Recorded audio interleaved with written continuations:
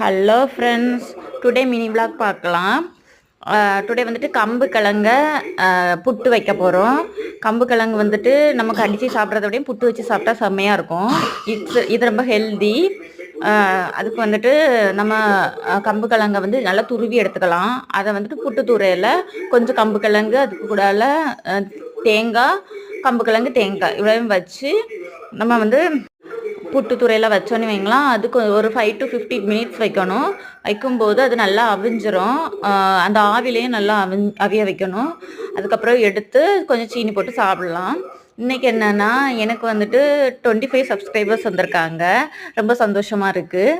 அவங்களுக்கு நான் தேங்க்ஸ் சொல்லணும்னு நினைக்கிறேன். மிக்க நன்றி எனக்கு 25 சப்ஸ்கிரைபர்ஸ்க்கும். உங்களுக்கு என்னோடய வீடியோஸ் எல்லாம் பிடிச்சிருந்தனாக்கி என்னோடய வீடியோஸ் பிடிச்சிருந்தேன்னா லைக் பண்ணுங்கள். நான் வந்துட்டு ரியலாக போடுவேன். வீடியோக்காக புதுசாக டிஷ் எல்லாம் பண்ணி போடுற மாதிரி இல்லை. நான் அன்னன்னைக்கு சமைக்கிறத அப்பப்போ வீடியோ எடுத்து போடுவேன், அவ்வளோதான். ஓகே, இதோ புட்டு அவிழ்ந்துடுச்சு. இப்போ வந்துட்டு சீனி போட்டு கொஞ்சம் காஃபி வச்சு இன்றைக்கி மார்னிங் டிஃபன் ஆட்டு நான் இதை எடுத்துக்க போகிறேன். இது எடுக்கிறதுனால நல்லா மில்க் சூப்பே நல்லாயிருக்கும்.